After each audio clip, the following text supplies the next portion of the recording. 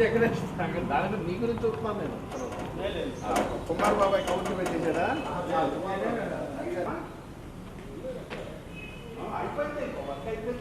ప్రేమసాగర్ గారి రావణాసుర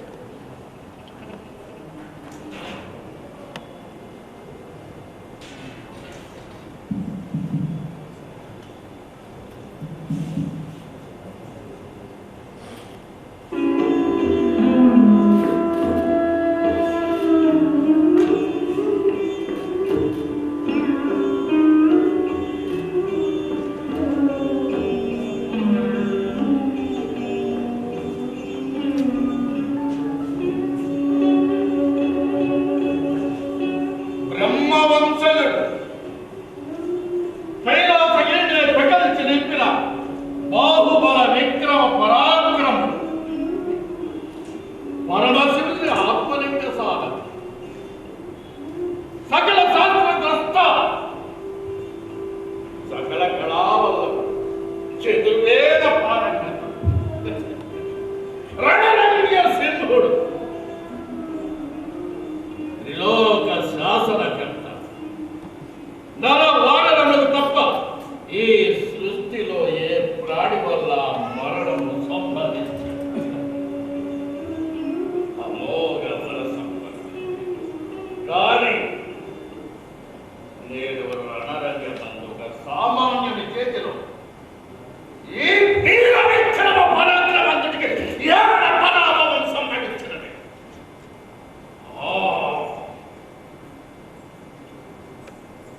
ఆ లంకలో ప్రవేశించిన నాడే ఆ హనుమంతుని నా ప్రియ శత్రుడు అక్షయ కుమారుని చంపిన నాడే హనుమంతవలసినది. దూతను చంపరాదన్న మా విభీషణుని మాటని మహాపరాధం చేశాడు. రాజ్యంలోకి ప్రవేశించవచ్చునా? దూతగా వచ్చిన వాడు రాకుమారికి సంభవచ్చునా? నిరంతరము శత్రునామ సంకీర్తన చేస్తున్న ఓ విభీషణుని రాజ్యం వదిలి పొమ్మనకుండా జలసాలను బంధించవలసింది లేదా ఖండించవలసినది. రాజద్రోహి తక్షణమే హతమార్చవలనని రాజనీతి శాస్త్రం చెప్తున్నది. పర్యవసానం రుద్రభూమిగా మారుతున్న లంకానగరం ఒక మహాసాగరం సాగవచ్చిన ఫలించాలన్న లంకాది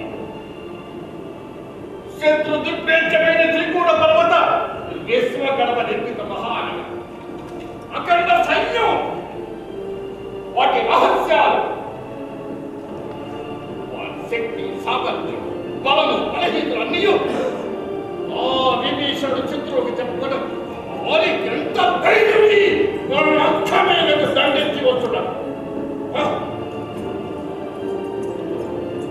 చిరప్రాయంలో ఓ మహేంద్రుని జయించిన అస్త్రశస్త్ర బల సంపన్నుడు ఇంద్రజాల మహేంద్రజాల నారాయణ ఇప్పుడు నా మేఘరాజుని మరణం శత్రువీర భయంకరం. మన గదాడ కట్ట శాస్త్రాలతో పాదాలతో సప్త సహస్రాది సైనికులను నుక్కు చేయగా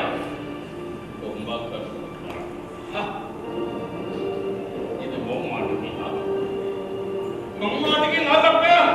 మనం విభీషణుని అత్త మార్చక వదలు. అయినా ఇప్పుడు దండెత్తి రావాల్సిన అవసరమే. సీతను అపహరించినందుగా సీతను అపహరించడం అధర్మమా, అపరాధమా? ఒక ఆడుదాని మొక్కు చెవులు కోసి శాశ్వత కురూపిని చేయడం ధర్మమా? చూపడికి సామాన్య స్త్రీయా? బ్రహ్మవంశ సంచరిత ఒక మహావీరుడికి ఇల్లా, ఒక కపోతునికి మాతృబుద్ధి. రావణాసురుడి ప్రియ సహోదరుడు. ఏమి ఆమె చేసిన నేరం? ఆమె మీ ఎందు వేరే విధముగా ప్రవర్తించిన ఎదుర మందలింపబడేను, లేదా ఆ రాజ్యాంగ నేతనైనా నాకు చెప్పాలి.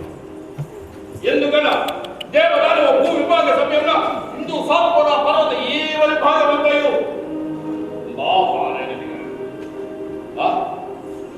ఏ శాస్త్రం చెప్తున్నది? ఏ చట్టం చెప్తున్నది? ఏ నీతి శాస్త్రము, ఏ శిక్షాశాస్త్రం చెప్తున్నది? ఒక అప్పలైన ఆడదాని ముప్పు చెవులు తోచి శాస్త్రత అంగవైకల్యం కలిగించాలని అవమానం వరకు బయట ప్రపంచం చూడలేక, చవలేక, బ్రతకలేక రామా నీవు అనుభవించవలసినదే. అందుకే నేను రచించినాను. అయినా శత్రువు యొక్క శక్తి సామర్థ్యం తక్కువగా వేయకపోతే నేను ఇంతటి పాపం జరిగింది. తన భార్యగా అపరిచితుల వాడిని క్రోధావేశంలో కొంత చిక్కులు చీల్చి చీల్చి చెడ్డాడగా రాయబారి నా భార్యను నాకు అప్పగించినట్లు క్షమించి వదలవేయింది. వేల తరగతిలో పిరికి మాటలు చెప్పిన బాగుంది. ఎంతో ఉన్న పిరికి వాడు బలహీనుడని లేదా నా శక్తి తెలుసుకుని అతని బెదరుతున్నాడని తలచి కానీ రేపు రణరంగమున ఎవరు నిలవగలరు? ఈ ప్రళయ భయంకర దీక్ష వల్లముని రణరంగమందు రణతాండవం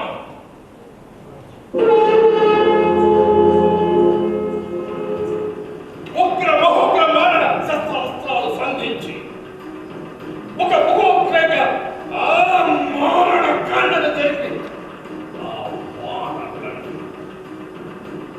వాటి వశం చేస్తాం. తలను ఖండించి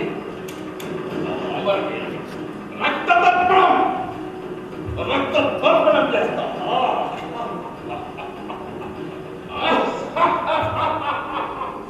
రామా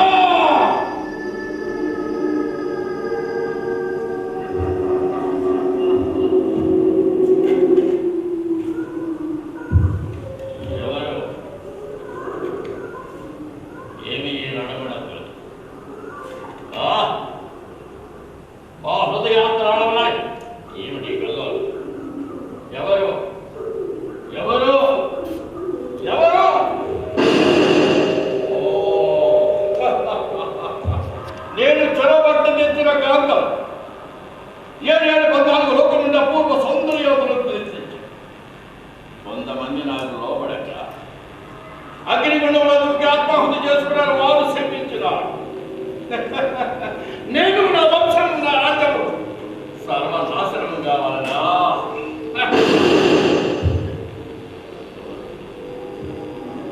వశిష్ఠుల వారు వేదములు నేర్పమని అర్థించినారు, తిరస్కరించినాడు, ఓపించి బంధించినాడు, శపించినాడు. సూర్యవంశం రాజు చేతిలోనే నేను మరణిస్తాను.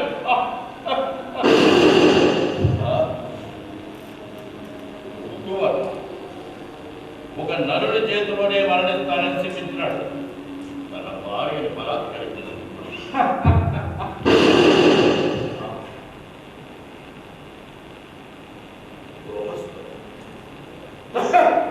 దేవగురువు బృహస్పతి తన కుమారుడు సులేఖాదేవిని వశపట్టుకుంటుండగా చూసి శపించినాడు.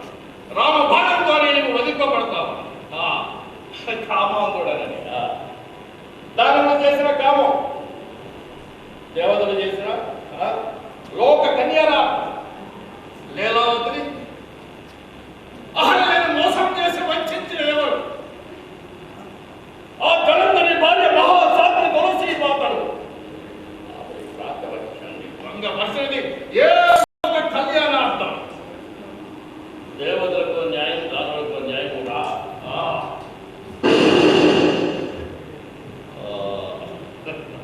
నందీశ్వరుడు. వానర రూపములో ఉన్న నందీశ్వరుని చూసి హేళన చేసినాడు, శపించినాడు. నరుల చేతిలోనే సర్వనాశనం అయిపోతానని నలకు వర్ణించారు.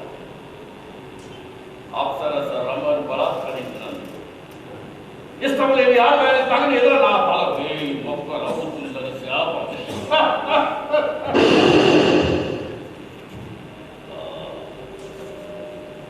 కొన్ని వేల సంవత్సరాల నాడు త్రిలోక చైత్రయాత్ర సాగిస్తుండగా అయోధ్య మీదకి దండించారు. అయోధ్యలో సూర్యవంశరాజు అనరణ్యుడు తల ఖండించాడు. నా సూర్యవంశం వాడే నేను సర్వనాశనం చేస్తానని చెప్పించాడు.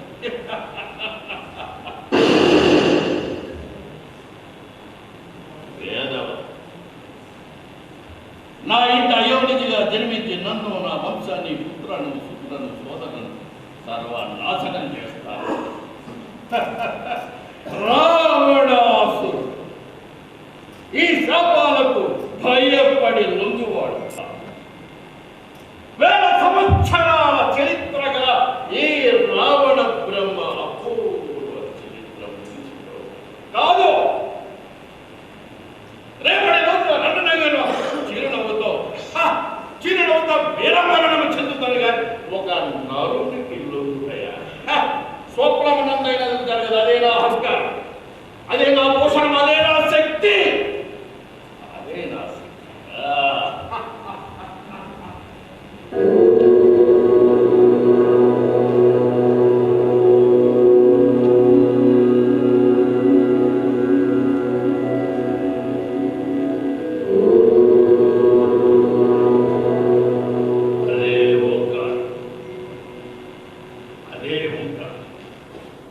సర్వలోక చైత్రయాత్ర సాగిస్తుంది.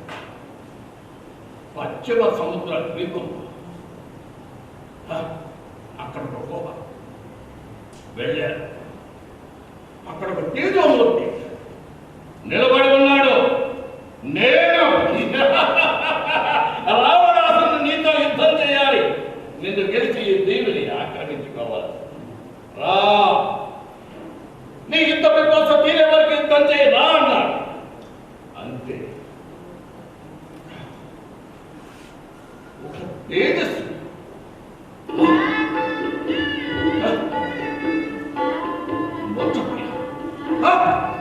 మళ్ళీ లేచాను.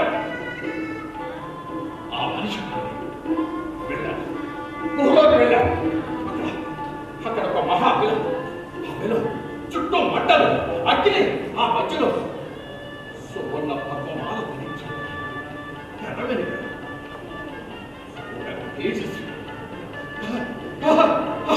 తేజస్వి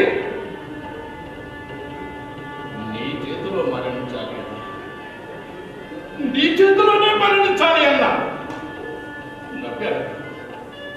ఇంకా సమయం ఓ ఇంకా సమయం పోన్నాడు. వచ్చి బ్రహ్మ మానసుడైన సనత్ కుమార్ని కలిసి, స్వామి ఎవరి స్థితిలో బలవంతం, ఎవరి స్థితిలో శక్తివంతులని అడిగా. సృష్టికర్త అన్నాడు.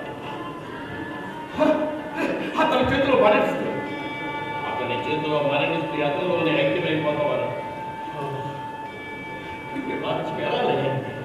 ఎలా చేయాలి?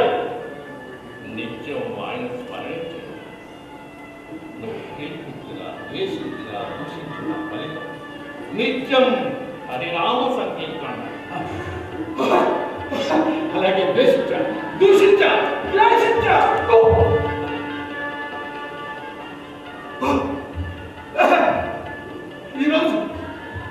ఈరోజు ఇద్దరు అదే తేజస్సు, అదే తేజస్సు.